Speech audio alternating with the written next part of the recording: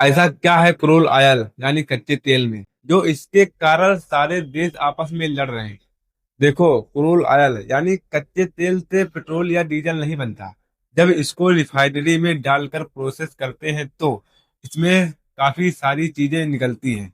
सबसे पहली चीज, जब रिफाइनरी में क्रूड ऑयल को डालते हैं तो सबसे पहली चीज जो हमें मिलती है तो हम बोलते हैं बिटुमिन। ये बिटुमिन क्या है? आपने देखा होगा, जब रोड बनता है तो उसमें एक चीज यूज होती है, उसे हम हिंदी में बोलते हैं डामर। सबसे पहले कोई चीज मिलता है क्रूड ऑयल से तो वो है बिटुमिन। सबसे इम्पायर चीज होती है। इसको और ज्यादा प्रोसेस करेंगे तो बिटुमिन के बाद हमको मिलेगी लुब्रिकेटिंग। लुब्रिकेटिंग यानी कि इंजन ऑयल। इंजन ऑयल क्या होता है? इंजन ऑयल यानी हमारी गाड़ी में जो यूज होता है। ये दूसरे नंबर की चीज हमको प्राप्त हुई।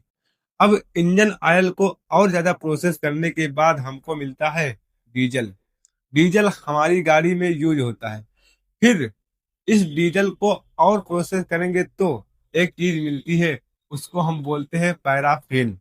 ये पैराफिन भी एक प्रकार का फ्यूल है, लेकिन ये कोई नॉर्मल फ्यूल नहीं है। ये पैराफिन एरोप्लेन फ्यूल में यूज होता है।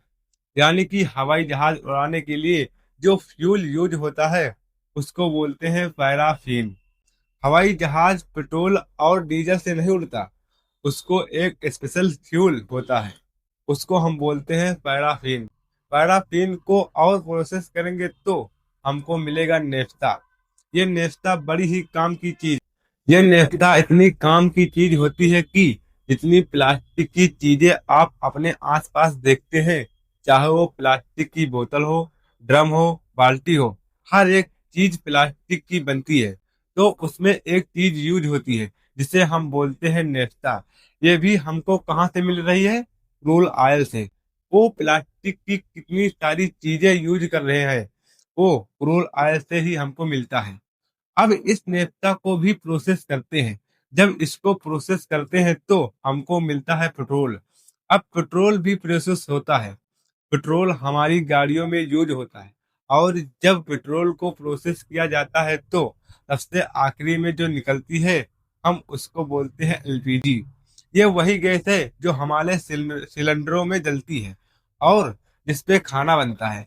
इतनी सारी चीजें हमें केवल एक चीज से प्राप्त होती है और वो हो क्रूड ऑयल। अब आप ही सोचो, इन सारी चीजों के बिना दुनिया को चलाना कितना मुश्किल है। और जिस भी देश का इन सारी चीजों चीजों यानी क्रूड ऑयल पर कब्जा हो या हक हो, वो देश को इनडायरेक्टली पूरी दुनिया को चला रहा होगा। इसीलिए सारे देश क्रूड ऑयल के पीछे पड़े हैं।